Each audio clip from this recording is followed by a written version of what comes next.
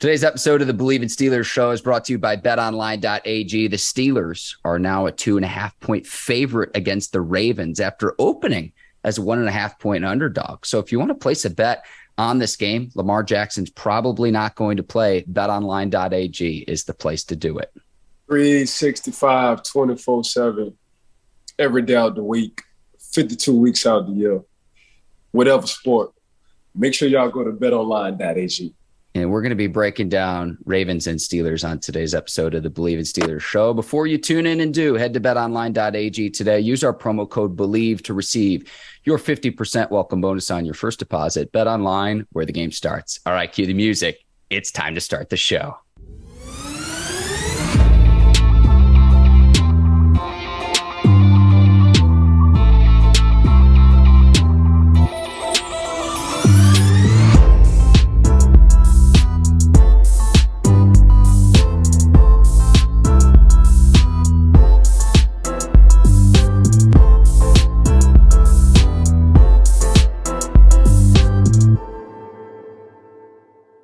We are working today. Welcome to the Bleav in Steelers show on the Bleav Network. I'm your host, Mark Bergin, joined by my guy, Pittsburgh Steelers scout, two-time Super Bowl champion and 12-year veteran of the Steelers, number 24, Ike Taylor. IT, giving a shout-out to Mike Tomlin off the very top of the show. The Steelers now 5-7 headed into the game against the Ravens, NFL's best rivalry, first matchup between these two teams. Recording this on Wednesday before Sunday's game. How are you doing this morning, my man? Man, I'm good. I mean, they're heading into the Ravens without Lamar Jackson. Even with the Lamar Jackson, Pittsburgh, for some reason, that defense and Coach Tomlin and that whole defensive staff, they find a way to kind of keep Lamar Jackson in the shell and not let Lamar be Lamar. So without Lamar, we shall see. But I'm telling y'all, Pittsburgh come out with this W that put them at 6-7. Now, I already said that it was going to be the Atlanta Falcons, which I thought they was. Now they 5-7. Coach T said this in the press conference. They asked him about – somebody asked Coach T about December football. He said the pressure comes to a lot of teams. And he said what I do with my team and how I prepare my team, I apply pressure. A lot of people feel pressure in December. Pittsburgh apply pressure. It's a little bit different. So I like what Coach T got going on. Also, we haven't talked about this, Mark, but I like that he did defend George Pickens on him having a fit, not even fit, but him feeling some kind of way on the sideline. And Coach T was like, I'd rather say whoa than sickle. Mm-hmm. And I want a dog regardless. So I'd rather tell my dog, chill out, don't hurt him, than protect this house. So that's what he got in George Pickens. Not only was he a dog at the University of Georgia, the Georgia Bulldogs, he a dog coming to the Pittsburgh Steelers. But I did like the fact Coach T defended his young pup and said what he said. Like, this is exactly what I want. This is exactly what I look for. If you feel like you're that good, you're supposed to want to get the ball. And I'm sure this game coming up against the Ravens, George Pickens will be seeing plenty of targets. Yeah, I hope so, Ike, because I recorded a quick post-game reaction against the Falcons. Yes, I'm happy the Steelers are back. The running game is doing really well since the bye week. I'll get to those stats here in a bit, but let's go right into George Pickens. 1 catch for 2 yards and only 2 targets, that ain't going to work. So whether that falls all the way back to the top of Coach Tomlin, whether it falls to Matt Canada, 2 targets for George Pickens, point blank period isn't enough, Ike. Yeah, George need at least 6. No less than 6. George need no less than 6. They ain't nothing but a 2-piece. They ain't nothing but a 2-piece every quarter. I mean, really, that's 8. So yeah, he need 2. He need 2 a quarter. That's exactly what he need. Now, if you feel like the matchup, which I think the matchup between George and whomever, I'm always gonna favor George. Man, I'm giving him at least 8 to 9 targets per game. No, I see. He the best player. He the most talented on the team. I'll put it to you like that. In my mind, he's the most talented on the team. And we said this early on throughout the season, Mark, like, don't Superman me all the time. Every time we're in a tough situation, you want me to put my cape on every time. At least let me get dressed for it. Let me put my boots on. Let me put my onesie on. Let me put my cape on. Let me sit down. Let me have itinerary how I need to save the world. Don't just say, hey, George, we need you to save the world right now, and I'm just getting up out the bed. I feel like sometimes that's what Pittsburgh do with George Pickens. Go on, let the man, lather the man a little bit, man. Let the man put his clothes on, let him go through his, morning routine or ritual or whatever, and you'll have a heck of a player. But, yeah, you know how I feel about George. George is straight up dog. Yeah, Ike, you got to let Superman be Clark Kent or Spider-Man be Peter Parker. I hear what you're saying, but if he gets only 2 targets in any game this season, that's a failure. To me, that is a point blank. It's just a failure of this offense. Again, I like the way that the Steelers played, but only 3 points in the second half against the Falcons. Ike, I brought this up in terms of the offense, though. The 2-minute execution by the Steelers against the Falcons was outstanding. And here's what I'm talking about. After the 2-minute warning, they trust Kenny Pickett to find Deontay Johnson. They get a first down. It forces the Falcons to take the first timeout. Najee Harris gets bottled up 2 plays in a row. It's 3rd down and 5. And they decide, let's let Kenny Pickett use his legs and run on a bootleg to the left. He scrambles and slides, and that does 3 things like that. This won't show up on a stat sheet, but it's the difference between winning and losing a football game. It's, number 1, you keep the clock moving. Atlanta's out of timeouts. Number 2, you're not going to fumble the ball because the defender can't hit you when you slide. And then number 3, Kenny Pickett's running to his left side. His right throwing shoulder is exposed. He protects that by sliding. It sets up the Presley Harvin punt deep into the Falcons are backed up into their own territory. Cam Hayward gets a great bull rush, and it sets up Minkah Fitzpatrick's game-winning interception.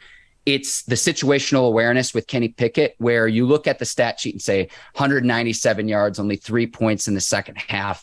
How impressive is that? It's the little things that go into the quarterback position that aren't flashy, don't show up on the stat sheet, but it's the difference between winning and losing. And it's now 4 straight games for Kenny Pickett without throwing an interception as well. Controlling the clock. Understand you only get 3. And we talked about this on last show. Controlling the clock, you only get 3 timeouts in the half. And usually teams try to hold them 3 timeouts in the fourth quarter, if you're talking about the second half. The good thing for the Pittsburgh Steelers is they got a 4-year starter in Kenny Pickett, so he understands situational football. It's just now the game is slowing up to him, and mentally he's getting it what it is to be a professional franchise quarterback and running this team like how he needs to. And that's exactly what he needs to do. If you don't like what you see, run the ball, and when you need to slide. Oh, by the way, man, the Atlanta Falcons ran out of timeouts. So guess what? I'm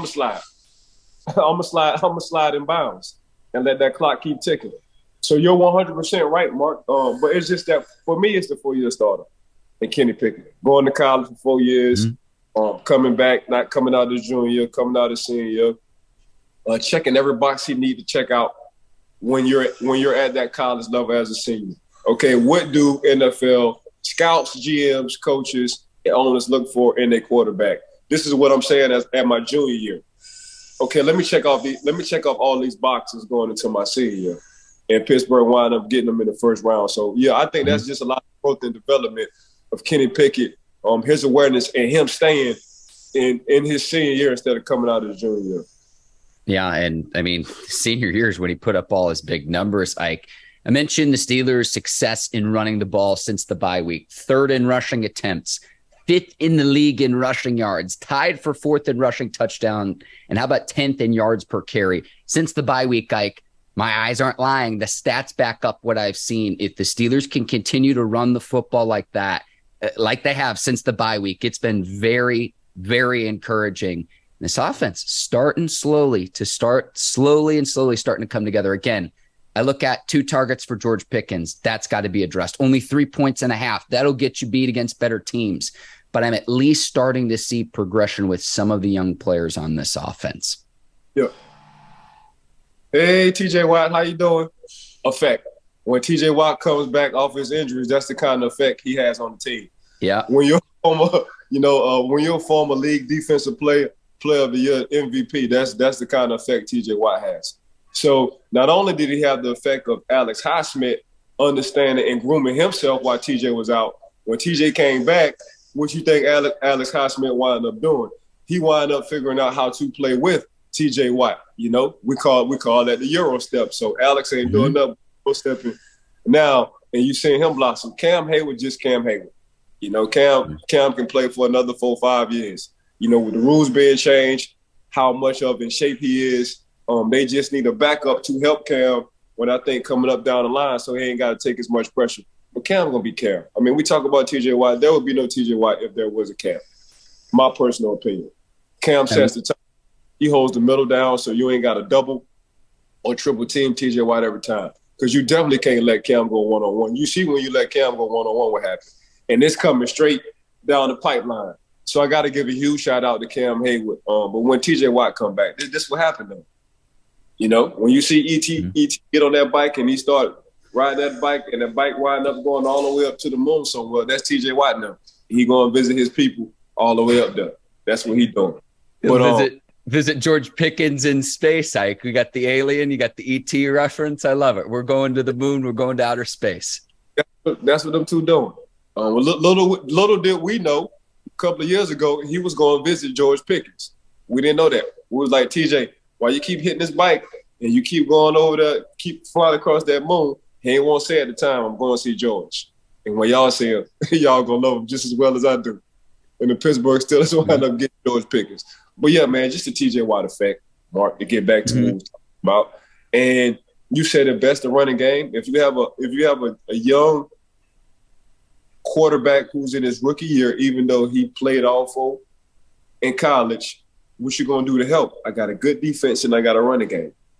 Now, even though all these teams are saying, starting back with the Colts and Atlanta Falcons, oh, they run the same plays, well, stop me. Stop me then. If you know I'm gonna run the ball in a C gap, stop me. And kudos to the offensive line, because we've been talking about the offensive line for a minute. But, you know, like you say, since the bye week, them boys didn't rally and gather themselves together to have some of the most attempts, third most attempts, like you said, in NFL right now after the bye. I think Najee Harris has taken some of that burden on too, Ike, to where he's heard some of the criticism and he's just run hard. He's been very impressive since the bye week, Ike. And so the first half of the year, there were some rumblings to say, oh, is he a first-round bust? No, I'm not going to go there, but he's been a lot better since the bye week, no doubt about that. Ike, I want to mention off the top, Lamar Jackson likely is not going to play in this game. Now, right. Tyler Huntley can do a lot of the things Lamar Jackson can do, but I want to say this first and foremost. Well, two things. Number one, the Steelers tend to do well against Lamar Jackson in terms of game planning for a running quarterback. But then number two, if Lamar Jackson's here, Tyler Huntley is like the AAA version of what Lamar Jackson is to the big leagues. And the reason I say that, it was on full display last week against the Broncos. The Broncos do have a very good defense, but you can only squeak by it like a 10-9 game, Ike. My point is Huntley is not Lamar Jackson, but hop in, Ike. Yeah, Huntley is Lamar Jackson, but don't forget the Denver Broncos do have the number one defense in the league. They are very good, Ike. They are very good. It's just been the offense that's been an absolute train wreck in Denver. Correct. Let's not forget that part. And we talked about Huntley last year too, Mark. As far as being a more pure passer between the two, between him and Lamar, I think Huntley is more of a pure passer. He don't mind slinging that ball around. It's just, who he gonna throw the ball to right now if it ain't Mark Andrews? And that's the only thing. That's the only thing with the Ravens. Like, we seen the growth and development of the organization with Philly had did with Jalen Hurts. Hey, Jalen, you need some receivers, you're going to get your offensive line, a running back, you're going to get your A.J. Brown, and I know you like your college teammate from Alabama. God dog. Devontae Smith? Devontae Smith. I got you, Ike. Like, I mean, this is what we're going to do for you. So, Ravens, why haven't the Ravens done the same thing what Philly has done for Jalen Hurts?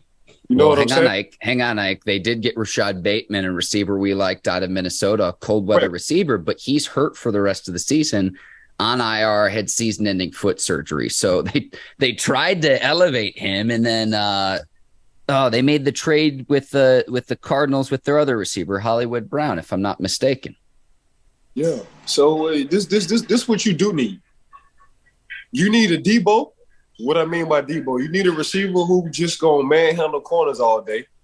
And then on the other side, you need a speedster. Or if you can't catch a speedster, you need a receiver who can run every route in the tree. One of the two.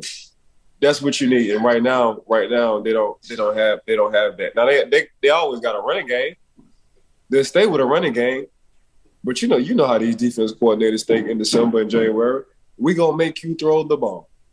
We're gonna put 9 in the box. It's on you. We're gonna make you throw it. You have to beat us throwing. And right now, I think the Ravens, just as a whole, as an organization, they shortcutting Lamar. Because I'm looking at organizations, I'm looking at what they're doing with their young quarterbacks, man. And you see what Philly has done with their young quarterback they built around them, you know. But yeah, that's where I'm going. But I like Huntley, though. Huntley's more of a pocket passer to me who just so happened to be able to run, I would say. Lamar will run. Don't get me wrong. Lamar can sling that ball if he want to. He make it look effortless. But, Lamar legs are better than Huntley legs. But I think Huntley will sit in the pocket, then run to get it to escape. Then Lamar will run to escape, make his plays on the run, then sit in the pocket. Regardless of how you feel about Lamar and the contract and the playoff success or lack thereof, here's where I land. And we're going to talk about Lamar's contract during our What Yinz Think segment. Lamar's done more for the Ravens than the Ravens have done for Lamar. That's where I land there. Say less, Mark. You just said everything I needed to say in one swoop. All right, I'm going to go to my score prediction, Ike. I've actually been hot recently. I'm taking the Steelers at home 24-20 without Lamar Jackson. I think the Steelers continue their winning ways. I'm taking your 24-piece, the Ike Taylor. And you're – go ahead, Ike. And you missed me by 1 point. I was going to say 24-21. I like the Steelers this week. They've been hot, and the Ravens just are – the way both teams are trending. And again, I'm going to use the old Godfather line. I don't expect the Steelers to make the playoffs this season, but as soon as I think I'm out, they pull me back in, Ike. And that's the way it's been with this Steelers team in 2022. George Pickens going to go ham this game, and Deontay Johnson will get in the paint finally. Finally. Yeah, it's been overdue. Ike, we'll keep this thing rolling. The Walter Payton Man of the Year award, Cam Hayward named the Steelers nominee. Now, it's coming off a game where he had a sack. His bull rush helped set up Minkah Fitzpatrick's game-winning interception. Connor Hayward, the rookie, the 6th rounder out of Michigan State, his brother scores his first career touchdown. And I thought this was really cool because they visited their father, Ironhead Hayward's grave, ahead of the game in the morning. Some pretty cool stuff from the Hayward family. And we know how much he does off the field, a great embodiment of the Steelers organization, someone who's very deserving, of this award for the team, but hopefully he could win this award overall for the league, something that'll be announced later on once we get closer to the Super Bowl.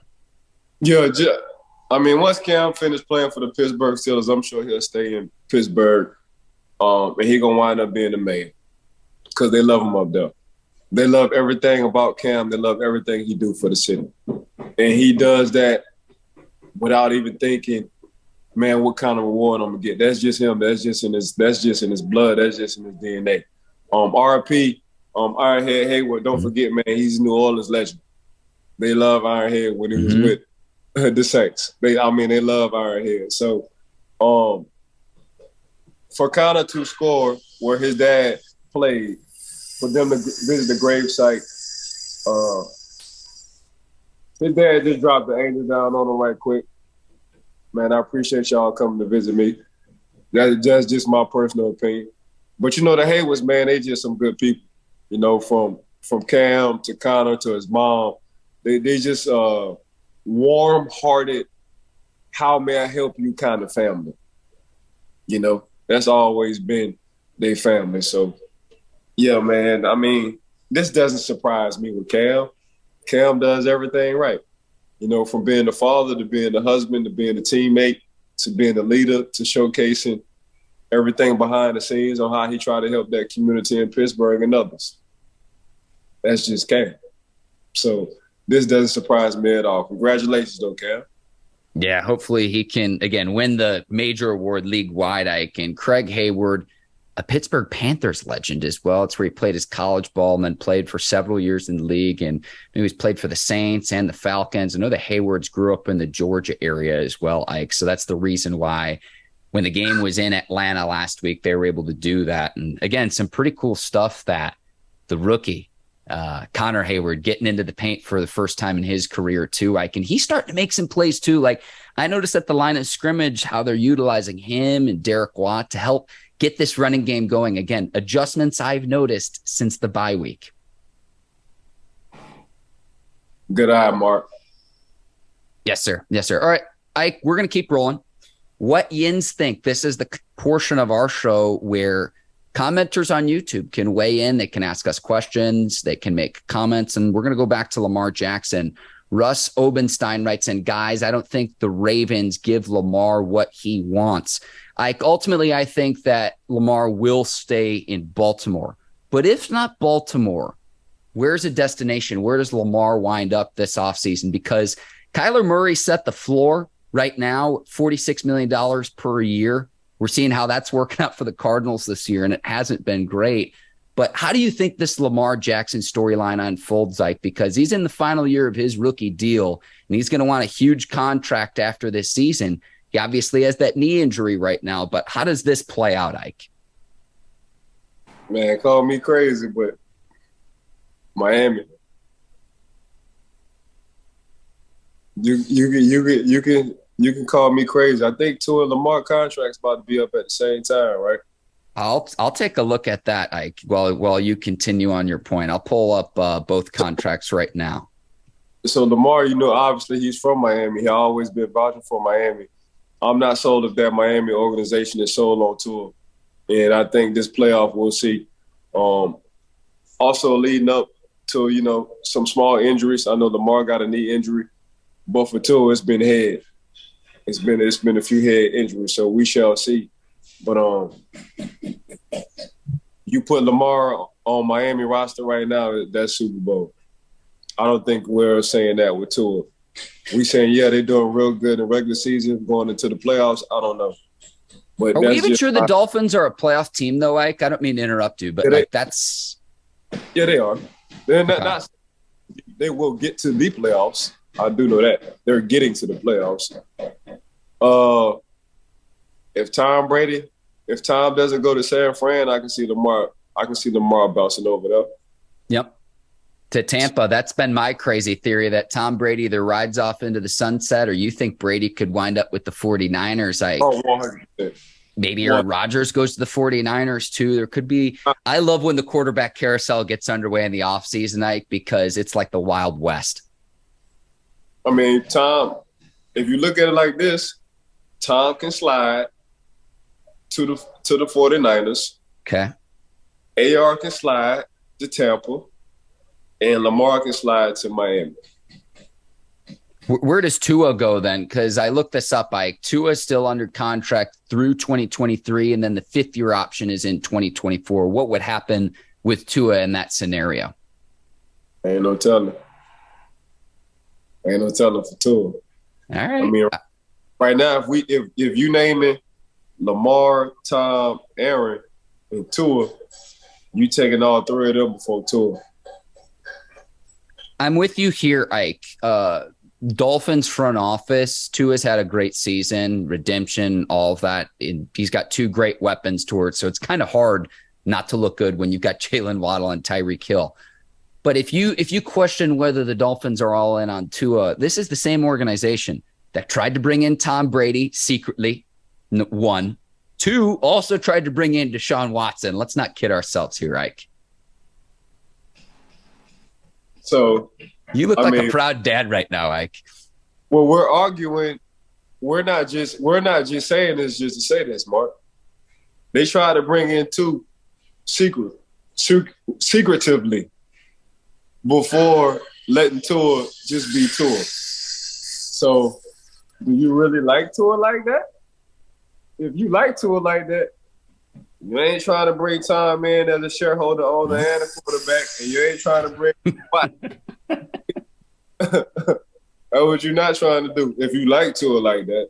So, thankfully, Coach Mike Daniels, he loved Tua though. He was all in, but I think he just loved Tua right now. If he had different options, he would elevate himself. So he would prime time himself, I would say, when it comes back to that quarterback position. If you caught that. I heard that Jackson turned down a 5-year, $250 million deal, but the guaranteed money was like $130 and some change, Ike. So you look at that guaranteed number, which he's after. I personally think the Ravens would be foolish to let Jackson walk because the lack of playoff success, Ike, sure. What's your alternative if you're Baltimore? Do you have and here's the point. Do you have a definitive option that says, yep, this is an upgrade over Lamar Jackson? I don't see that right now. And unless you have that, you got to pay the man. You've got to pay the man. I love this conversation, Ike. We'll keep this rolling. And thank you to Russ Obenstein for that question. It's a storyline that's going to continue throughout the playoffs and into the offseason. We got to keep going, though, Ike. We have another What Yinz Think. This comes from Captain Spartan 04. Says, continuing with the travel questions, what is the favorite restaurant you've eaten at not in your hometown? Ike, the floor is yours. Oh, Umi, Pittsburgh. It's a sushi spot. Mr. and Mrs. Shu, UMI. Anybody going to Pittsburgh or anybody just want to take a visit to Umi? Now, your pocket got to be a little bit heavy, though, because Mr. Shu and Mrs. Shu going to hit you upside the head. But y'all go to Umi. Second floor, shady side in Pittsburgh. Small little hole in the wall, but every billionaire you want to think of sits up there and we eat sushi. I like how you say we as if we're a part of that community. Yeah, we I love that. I love the shout out to the 412, Ike. That is in the sushi spot. You got to find good sushi. That's fantastic. Ike, I thought of two. And I've been to different parts of the world and everything. Thanks to my parents. They raised me and my brother in a great way. There was one in New York. It was a fresh restaurant. Danielle Balud. I'm probably mispronouncing his name. Famous restaurateur. We went to one of his restaurants because he has several in New York City. I cannot remember which one. But probably the best restaurant I've been to outside of Chicago, because that's where I grew up in the Chicago suburbs. The Criterion Restaurant in the United Kingdom, Ike. It's right off Piccadilly Circus. It's one of the oldest restaurants in the world. It opened in 1873. And the food and cuisine is fantastic. The decor is fantastic. You're right in Piccadilly Circus. And Ike, I know how much you love The Dark Knight.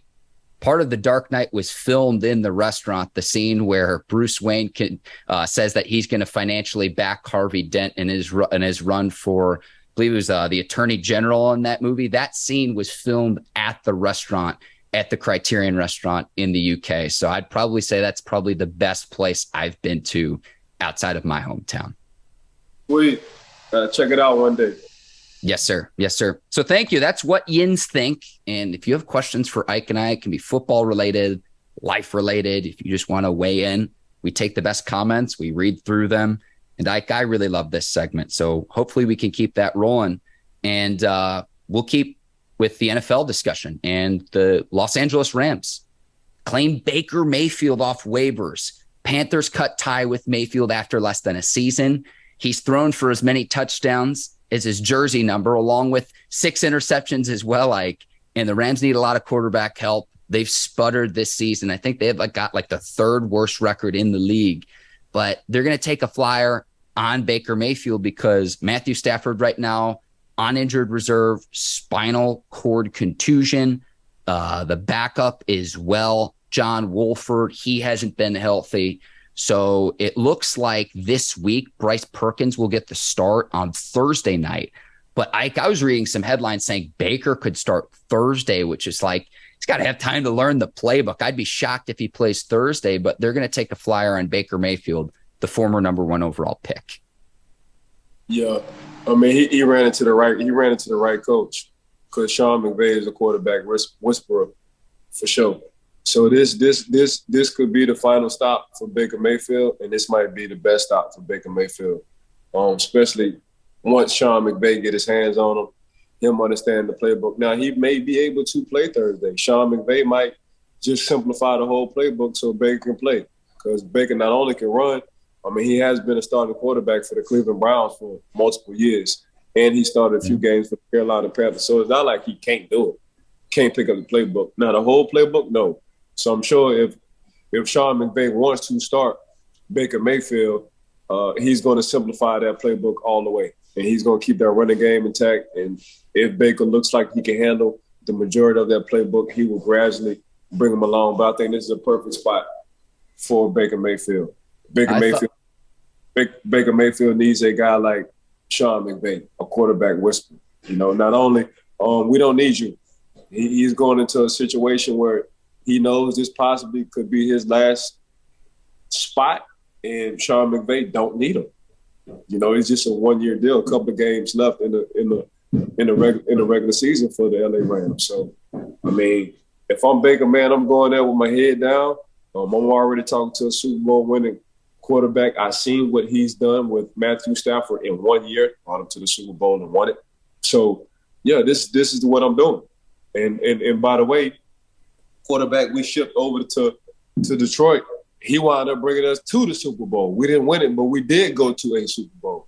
So, yeah, I think right now Sean McVay is the quarterback whisperer, just going with everything he's built. And now Baker Mayfield is going to a team where it's a Hollywood team. They got stars at every position. And a position that you need to start. On defense, sure, Ike, but hang on. Go ahead, Ike. I'm sorry.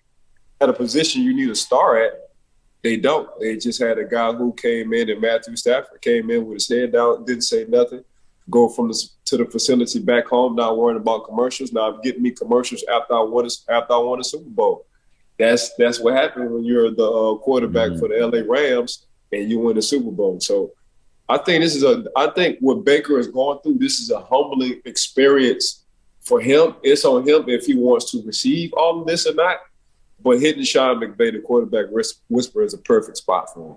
I'm with you on McVay, Ike. I really thought Mayfield was going to go to the 49ers. I don't know if he had that offer on the table or not, but just given Jimmy G's foot injury, maybe the 49ers are high on Brock Purdy. But I really thought that as soon as the Panthers let Mayfield go, I thought for sure he was going to San Francisco. Yeah, I think San Fran locking like Purdy over Baker. I think because guys talking the NFL, especially in the offseason, like, bro, you like bro? No, I don't like him. Why you don't like him? Man, bro, I think he better than what he really is, and he don't really put the time in, man. He's just living off his own hype. Like, guys really do talk, especially at that quarterback position. Not saying that's Baker Mayfield. I'm just saying, for San Fran, my personal opinion, other than getting CMC, Christian McCaffrey, they want everything homegrown. They want to be like, man, I drafted him. And the only person they didn't draft was Jimmy Garoppolo, and Jimmy just happened to be one of the boys. So I think they really do like Purdy. I think Purdy should be Purdy right now. So they ain't really tripping on anything else. So Purdy showed a lot of confidence, some flash, and I look at when he gets hit, how the offense responds to him. He got hit a few times, and them boys rallied. They was rushing to go pick him up off the ground. And when you see that, that's telling the story. Like, yeah, because I just seen a few times when Baker done got hit in Cleveland, and they kind of looked at him like, bro, you gonna pick him up? Cause I ain't gonna pick him up. So it's a big difference on how your teammates feel about you. Hey, I'll stop you there. He's covered by Progressive. At least he was at the time. I missed those commercials. You is so petty. You is so petty, Mark. Mark, I miss those commercials. I actually think Baker's got some acting chops. Yeah, you was petty. It's funny, though. It's like he gets those commercials. I think there were a lot of people that were mad about that, to where it's like, what has he accomplished? He's won one playoff game against our beloved Steelers. And then you're right, though, because now you see Stafford on those AT&T commercials. Like, I'm just noticing things. I'm just pointing that out. Yeah, like when you win Super Bowls, and I'm sure Stafford had plenty of offers. He just chose that one. I'm sure they gave him a lot of money for it. But he chose. All right, let's continue on. The Titans fire GM Jon Robinson. Titans team sitting at 7-5. They've been good. It's rare to fire a GM mid-season. It's even rarer to fire a GM mid-season when your team's winning. We were talking some before the show, Ike. You have a theory as far as why the Titans fired Jon Robinson. The floor is yours. Oh, man, it's so easy. It's easy as hell. Enlighten me. Man, Corey Davis and AJ Brown. You need to get your butt up out of here. That's what the hell you need to do. You need to get up out of here. Man, AJ Brown got that man fired. AJ Brown got that man fired. That 6'4", 6'3.5", 230-pound mutant got that man fired. By the way, Corey Davis ain't doing too bad for the Jets either. By the way. So we sitting there. Yeah, you did get Treylon Burks, and we talked about Treylon Burks. I like Treylon Burks a lot. I thought he wanted nothing but like a little brother to Corey Davis and AJ Brown anyway. That's the kind of receivers they like over there. They like big body receivers who gonna debo you, who gonna slam you on the ground. But we couldn't pay AJ or Corey. And y'all just saw when they came to the crib. And then you got AJ talking about, man, this is my crib. He whipping the goalpost like a bad kid that did something in school. Oh, yeah. Hey, who got rid of him? The owner didn't even know. Who got rid of them two studs on the outside? Everybody pointing at the GM. Him. Right there. Oh, yeah, get his butt up out of here. That's exactly what happened. That's exactly what happened. AJ Brown came into that establishment. Mm-hmm. Did what he did on Sunday. Mm-hmm. The owner was like, didn't we have him? And it was like, Mr. Jon Robinson got rid of him. Oh, yeah, he got to go too. That's exactly what happened, bro. That's exactly what happened. 8 catches on 10 targets, 119 yards, and 2 touchdowns. A.J. Brown did to the Titans what he also did to the Steelers. I'm telling you, we talk about dogs at the receiver position, true alphas, true number ones. A.J. Brown belongs in that conversation. Oh, yeah, A.J. I mean, you see AJ, man, you think he an outside linebacker. He just don't have to play receiver. I saw that man sitting up there on that podium. I said, he ain't got no neck. He ain't got no neck. When he turned his whole body around, Mark. But yeah, you get rid of what, Corey Davis and AJ Brown? Corey Davis was over there too, right? Yeah. They had that tandem. And I think the thought process was we can bring in Treylon Burks, rookie contract, and get, 75 to 80% of the production that we had from A.J. Brown. Easier said than done. And yeah, you're shaking your head, Ike. I'm with you there. But I think that was the logic. But here's the thing. The Titans are 7-5. And I look at, when have other teams fired their GMs midseason? Jaguars in 2020, Dave Caldwell, after the team lost 10 straight games. Sashi Brown with the Browns, 1-27 in 2 seasons. He was 0-12 the season he was fired. Another Browns GM, George Kokinis, 1-7 start in the 2009 season. So to get fired mid-season if you're a GM, it's usually for a team that is very bad. This is still a Titans team at the top of the AFC South Division. The timing of this, Ike, is just what I'm questioning. My theory is this, Ike. I still think that there's, the A.J. Brown, the Corey Davis narrative, fine. I think there's more to this story that we don't know about right now, and we'll learn more in the coming weeks. Not a flashy or a sexy take, Ike, but I think there's information that's going to be out there. We find out what's really going on in the Titans front office as to, they've won the AFC South, a weak division in football year after year after year after year.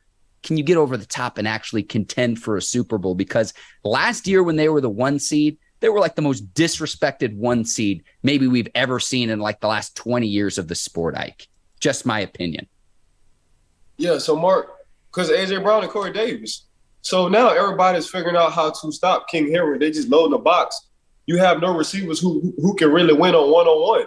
You got Corey Davis and A.J. Brown who can win one-on-one. then Tannehill can pretty much throw the ball whenever he want to throw the ball to these two big guys. Like, they're small forwards in the NBA. You don't have anybody like that no more. So now they're stopping the run. You go on a 2-game losing streak, it's like Tannehill do something for us. Tannehill like, well, I ain't got the 2 mutants I had on the outside that we had a couple of years ago. So that's exactly what's going on now. And that's the problem they have. Y'all like Tannehill, but Tannehill is a trailer, not a truck, is what I want to say. Tannehill ain't about to throw you to win a ball game. Tannehill needs help, and he does have help. Have a good defense, got one of the best running backs in the league, and at the time when they had the 2 dogs sitting at the receiver at the X and the Z, things was a little bit easier. Now, I'm telling you what the owner said. The owner sitting up there smoking a one-of-a-kind cigar. Like, man, A.J. Brown and Corey Davis' name sound familiar. And one of the grandkids that said, yeah, we had them before. They're like, what? Damn, they're choking on that damn cigar. What, we had them? Yeah, our GM said they weren't good enough and we couldn't pay them enough money. We had to let them go. Really? Like, let me hop in. And the grandkid probably has the jersey of either A.J. Brown or Corey Davis still wearing it from the season before. You already know. So that's exactly what happened. To your point, though, Mark, I do agree. It's more to what I'm saying, but I think some of what I'm saying is actually true. But it will more in the offseason exactly what happened with the Titans and the general manager, Jon Robinson. Like week 14 picks. I have a quick beef before we get into the picks. Okay. There are 6 teams on a bye week this week, and last week there were only 2. Why can't we do 4 and 4? So you got the Falcons, the Bears, the Packers, the Colts, the Saints, and Commanders all on bye week in week 14. It also messes things up for the fantasy football playoffs because this is the last week of the regular season before you get into fantasy football playoffs, Ike. The schedulers figure this out. Distribute the bye weeks more evenly, and I'll get off my soapbox there. 6 teams on a bye week this week. It's too many. Yeah, I'm on a 3-game losing streak in one of my leagues, and it's the league I really wanted to win. So I'm 7-5 now. I gotta win this next game. In my other fantasy league, I started off 0-3, and I won 7 games straight. So I ain't really tripping on that league. I know it was high. I'm lying. I was 0-4. I started off 0-4. Yeah, and I won 7 games straight. So I know they're mad at me because in a group text, I don't say nothing. In this fantasy league, now in the first fantasy league, the cigar fantasy league, all I do is talk smack. But right now I'm on a 3-game losing streak. So right now, so we got to exchange cigars. And right now they pocket. But somebody on the call, and that can't happen. You're all good, Ike. Thursday Night Football, Raiders, Rams. If Perkins is the guy for the Rams, the Raiders are still trying to cling on to playoff hope. Raiders are favored by 6 points on the road. Not sure who's going to start for the Rams, a Rams offense that has really struggled this season. Obviously, Cooper Kupp's not playing either. I'm going to go with the Raiders on the road. I think they have more to play for on Thursday night, so I'm going to take the Raiders on Thursday night. Yeah, got the Raiders. I mean, Jacobs, right? You talking about you ain't want to pay the man. The man said, I got something for that. Since you don't want to pay me, I got something for that. I'm about to run it. I'm about to run this ball like it ain't got no more air in it. So since y'all want to pay me, somebody about to pay me after this year. And he's been part of the Raiders. He's been one of the reasons between him and Devontae Adams. You know, them 2 boys, that running back combo and that receiver combo between Derek Carr and Devontae, but that's been a hell of a combo. But, man, he's been running that ball like he's been truly pissed off. Jacobs been running that thing. And that, I guess that's what they've been looking for the whole time. But Jacobs, like, if you give me 20 to 25 carries a game, this is what the hell I can do. I can close games out for you or give you a big play when needed. We all know what Devontae Adams can do. I mean, he won the thing. You got a corner holding one arm, and he catch the ball with the other arm. And if you got both of his arms, he'll catch that thing in between his shoulders and his helmet. Like, that's what Devontae Adams is doing right now. He in a whole nother world when it comes down to catching the ball. But, I'm going to take the Raiders all day in this one, Mark.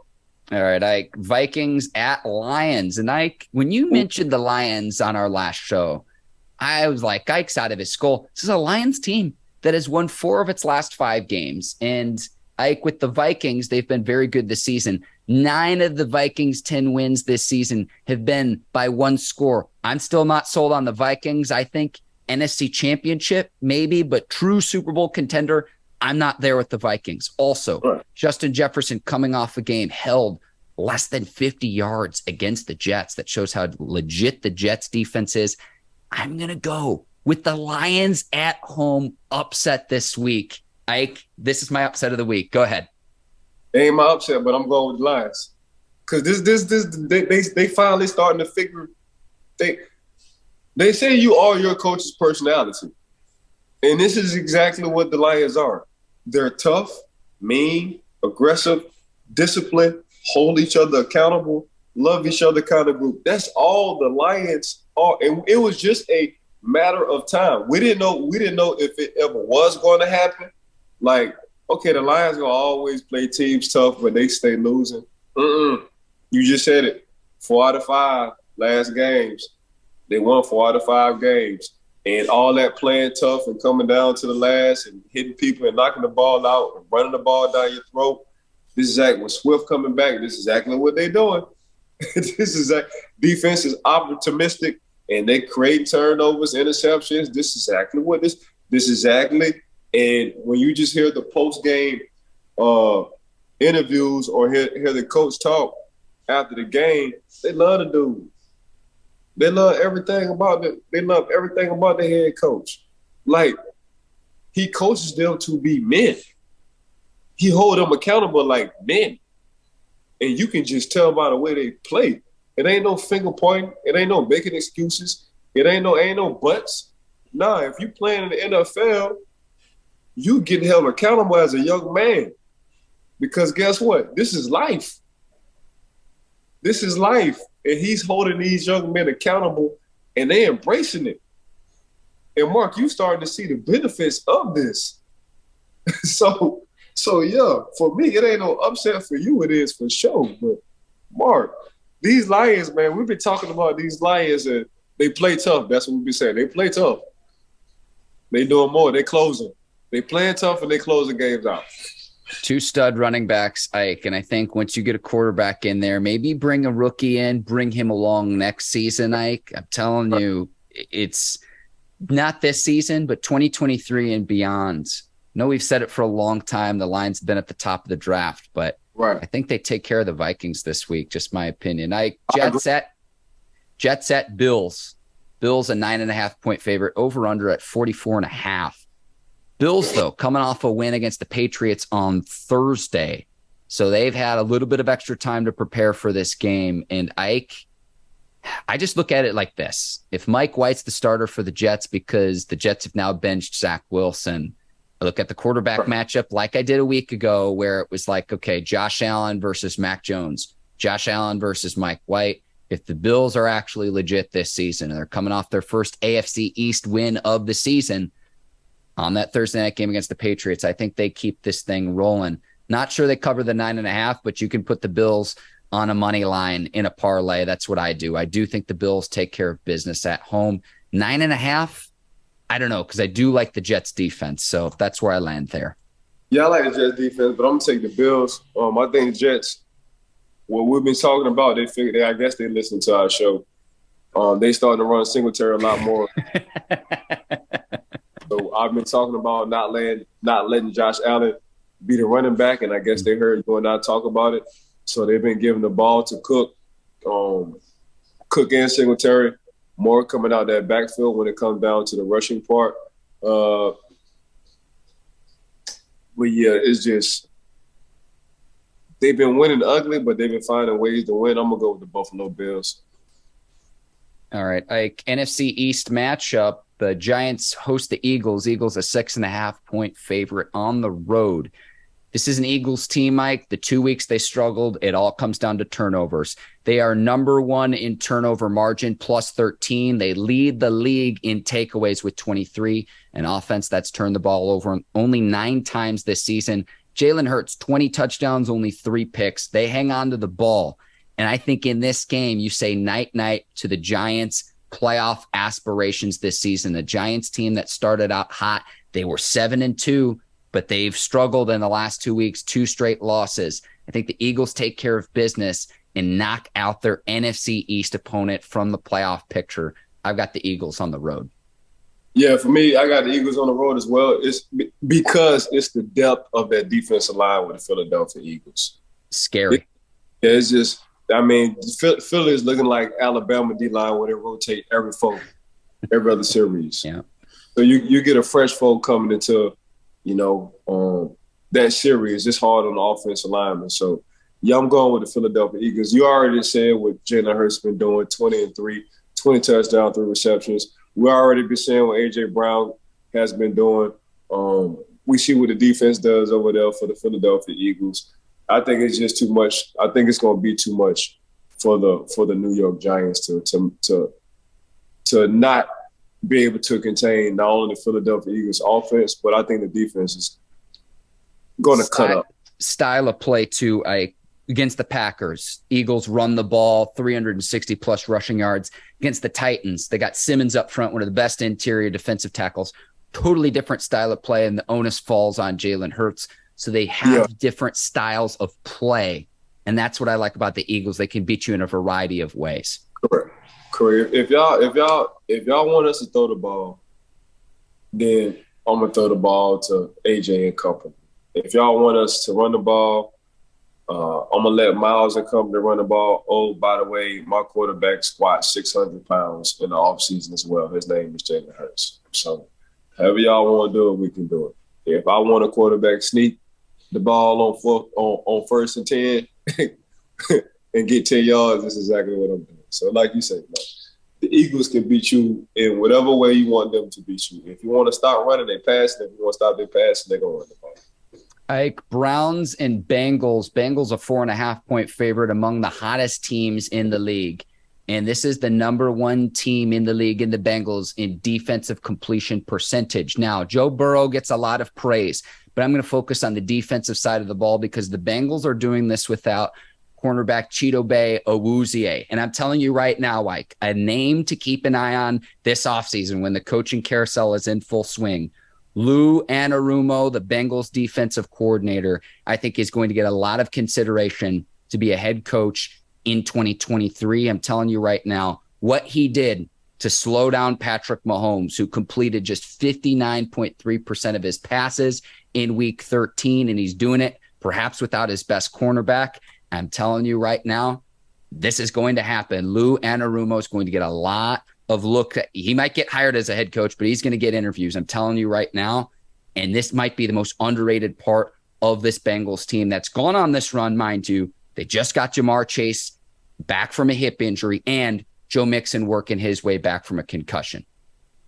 The most valuable player on that defense is Hubbard. If you can't see that, something wrong with you. Herbert as a defensive lineman, he has more than a motive. He's T.J. Watt's cousin. He just don't get the recognition of as T.J. Watt. But if you ask anybody on that between Hubbard and Mike Hilton, little Mike Hilton, them two are definitely setting the tone for the Cincinnati Bengals defense. And no, they don't get enough credit, Mark. But like you say, to beat Patrick Mahomes 3 times, but then when you go back and look at history, the Cincinnati Bengals have beaten the Kansas City Chiefs 7 games in a row.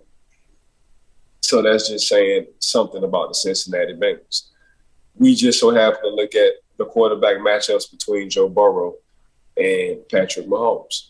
But, yeah, that defense, we don't talk enough about that Cincinnati defense, Mark. But for me, just looking at Hubbard sitting on that D-line, man, that defensive end, he has caused nothing but havoc. And I've been watching him for the past 2 years, and he's been consistent. So he popped on my radar last year. Mm-hmm. He should have been on my radar, but obviously I don't like Cincinnati. But I'm a fan of her. Yeah, I'm going with Cincinnati, man. It's just hard. Them boys, that wide receiver core really do take up for each other. Because one of the Kansas City Chiefs, I think it was Snead, one of the Kansas City Chiefs cornerback said something before they played him, talking about T. Higgins, and Jamar Chase didn't like that at all. Jamar didn't like that at all. And when T. Higgins did his thing, Jamar was all for it. So it's like, hey, you fight. If you fight me, you fight Mark. Ain't nothing going to be fair. That's how that wide receiver core field over there in Cincinnati. They just so happen to have Joe Cool, and Joe Cool is probably one of the coolest people who could ever play the game right now. I think the Bengals get some redemption. Remember, the Browns smoked them earlier this season, so I'm going to take the Bengals at home against the Browns. I think they get redemption and one of the more confusing results this season, Ike. Yeah, I agree. I got the Bengals over the Browns. All right, Jaguars and Titans. And Ike, I'm going to take the Titans solely for the fact that your GM just gets fired. Everyone tightens up a little bit and says, oh, I'm going to have to be up to snuff. Jaguars team that got smoked by the Lions. It was against the Lions a week ago. I'll take the Titans at home, 3.5-point favorites against the Jags. I'm taking the Titans as well, Mark. Okay. Texans and Cowboys. This game opened at 15. It's now 16.5. I hope the Texans can cover. 16.5 points is a lot. I don't think there's any way the Cowboys lose this game. So if you need to throw a game into the money line, go ahead and throw this in. However, if you do think that the Cowboys are not up to snuff, you could probably get very good value. I just don't see it with this Texans team. I think this Texans team's probably the worst in the league. If you want to throw an easy parlay money line on the Cowboys, 16.5 points is a lot. I would hope that the Texans could cover, but I don't think there's any way that Houston actually pulls out the upset outright. Yeah, it's hard. It's hard to be the team with a lot of confidence. And right now, most of that confidence is coming from your owner. His name is Jerry Jones. So this Cowboy team is just playing with a lot of confidence, Mark. A lot of confidence. They get into the quarterback. They running the ball. They passing it when they need to. Tight ends are getting involved. They creating turnovers. It's the Michael Parsons is Tom Brady. It's going to be a lot of people. When we said about Tom Brady getting a lot of other coaches' jobs and they weren't that good because of Tom Brady, this is what Michael Parsons is going to do. He's going to get a lot of coaches on that Dallas defense jobs, and they just don't understand. It's Michael Parsons, not you.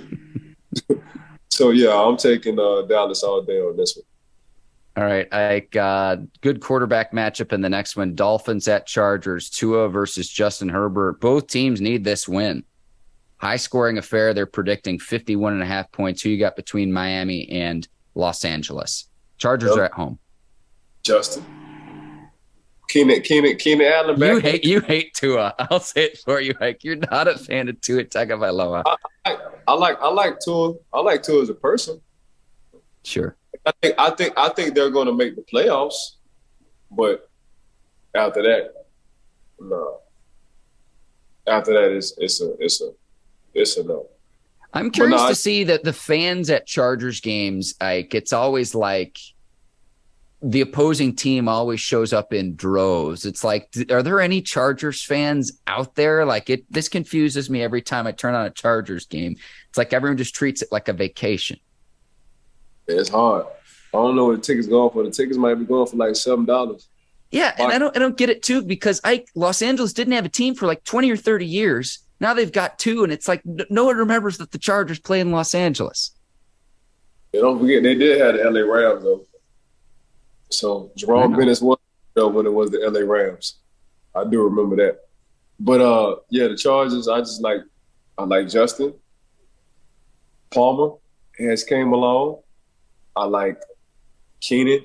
Keenan has come back.